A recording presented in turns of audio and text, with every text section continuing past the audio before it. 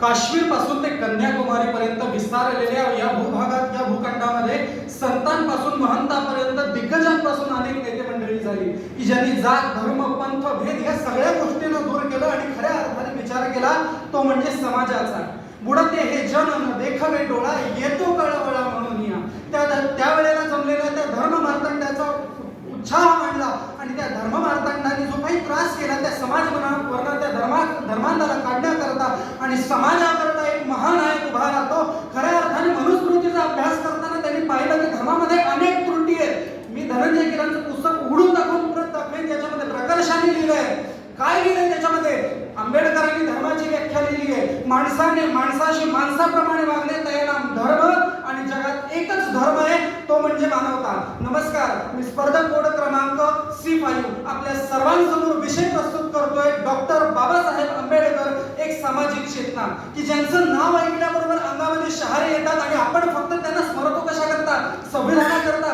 संविधान ही गोष्ट डॉक्टर बाबासाहेब आंबेडकर यांच्या जीवनातली फार छोटी गोष्ट आहे. अनेक अशा गोष्टींना, अनेक अशा क्रियांना आणि स्वतःच्या अनेक अशा स्वभाव व्यक्तिमत्वांना त्यांनी लोकांना दाखवून दिलंय आणि लोकांनीही त्यांच्याप्रती असलेला आपला सन्मान, त्याहीपेक्षा त्यांच्याप्रती असणारी श्रद्धा याच्यातनं वारंवार दाखवून दिले की आता सुद्धा डॉक्टर बाबासाहेब आंबेडकर आमच्यामध्ये जिवंत आहेत आणि आम्हाला ते सतत चेतवत आहेत. आठवा तो काळ की ज्या काळामध्ये नानकचंद्र रक्तू यांनी लिहिलेल्या पुस्तकाचं भास्करराव गोळे यांनी केलेल्या अनुवादामध्ये त्यांनी स्पष्ट लिहिलंय की त्यावेळेच्या अस्पृश्य समाजामध्ये अनेक पद्धतीच्या भेदभावना होत्या की ज्या वेळेला लोकांना पाणी पिण्यात दुसऱ्याच्या स्पृश्य समाज अस्पृश्यांच्या हातचं पाणी सुद्धा पित नव्हता, त्यांच्या गावामध्ये सुद्धा राहण्याची परवानगी नव्हती. आणि अगदी खालच्या थरावरती जाऊन सांगू का, स्पृश्य समाजाला जर अस्पृश्य समाजातली एखादी स्त्री आवडली तर त्याला ते घेण्याचा अधिकार होता आणि तो अधिकार काढून घेतला डॉक्टर बाबासाहेब आंबेडकर यांनी. खऱ्या अर्थाने त्यांनी एवढं मोठं कार्य केलं,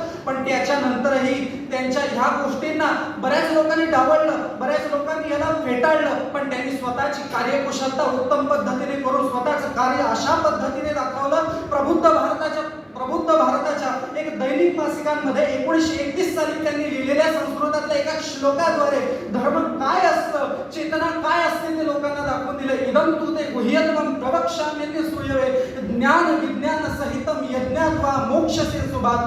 कोणता योग मांडावा लोकांसमोर? राजविद्या राजगुह्यम पवित्रमितमोत्तमं प्रत्यक्षा वेगव्यम धर्म्यम सुसुखम करतुमव्यम. की खऱ्या अर्थाने जर राजधर्माला जागले असाल, जर खऱ्या अर्थाने स्वतःची प्रगती करायची असेल तर राजकारण ही एक महत्वाची किल्ली आहे आणि त्याच्याकरता चेतवणारे डॉक्टर बाबासाहेब आंबेडकर होते की ज्यांनी स्वतःच्या कार्यकुशलतेनं अशा असामान्य घटना लोकांसमोर दाखवल्या की ज्याच्यातनं अनेक समाज घडला. मग तुम्ही म्हणाल फक्त अस्पृश्य समाजाकरताच त्यांनी केलेले का? स्पृश्य समाजाकरता ही किती कामं केलेली आहेत त्यांनी. मुळात संविधान ही त्यांच्या जीवनातली अतिशय छोटी घटना आहे, पण त्याच्याही द्वारे मंत्रिपदावरती स्थित असताना हिंदू कोड बिल त्यांनी स्थापन केलं. कशा करता? त्यावेळेचा समाज बघितला. काय बघितलं त्यांनी समाजामध्ये? की एका माणसाच्या अनेक विवाह करण्याच्या पद्धती होत्या आणि त्याही मध्ये पहिल्या पत्नीला दुसऱ्या पत्नीला पतीच्या समान वाट्यामध्ये अधिकार नव्हता. त्या पत्नीला चेतवण्याचं काम डॉक्टर बाबासाहेब आंबेडकरांनी हिंदू कोड बिल द्वारे केलं. पण ते हिंदू कोड बिल मान्य नाही झालं तर काय केलं? स्वतः अगदी राजासारखे त्यांनी जाऊन राजकारणामध्ये स्वतःच्या पदाचा राजीनामा दिला. पण हिंदू कोड बिल माफ न झाल्यामुळे त्याची असणारी चेतना ही त्याच्यानंतर प्रत्येक स्त्रियांमध्ये पेटली गेली आणि त्याच्यात निर्माण झाला अखंड भारत. काश्मीर सारखे, पाकिस्तान सारखे अनेक प्रश्न मार्गी लावण्याचं काम त्यांनी स्वतःहून केलं. पण तरीही त्यांना त्यावेळेला दिलेल्या असमानतेमुळे आणि त्याहीपेक्षा त्यांना न दिलेल्या मानामुळे आणि त्यांच्या शब्दांच्या वारंवार विटंबनेमुळे त्यांनी स्वतःचं कार्य कधी सोडलं नाही. खऱ्या अर्थाने संत कोणाला म्हणावं? तो व्यक्तिमत्व म्हणजे संतांचा एक अत्युच्च प्रबंध होता. खऱ्या अर्थाने जर बघायला गेलो तर त्यांची चेतना आज प्रत्येकाच्या मनामध्ये आहे. प्रत्येक कार्य करताना, प्रत्येक कार्यकुशल करताना आपण प्रत्येक वेळेला त्यांना स्मरतो. आज जर मी इथं उभा आहे, अधिकारसंबंध बोलू शकतो तर ती त्यांची चेतना आहे. जर एखादी स्त्री रात्रीच्या वेळेला चालत जाते, एकटी आहे, तिला भय नाहीये कुठल्या गोष्टीचं, तर ती डॉक्टर बाबासाहेब आंबेडकरांची चेतना आहे.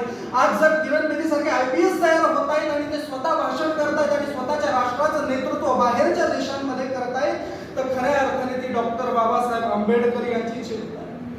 एवढंच सांगतो आणि आजच्या विषयाला विराम देतो. जय हिंद, जय महाराष्ट्र.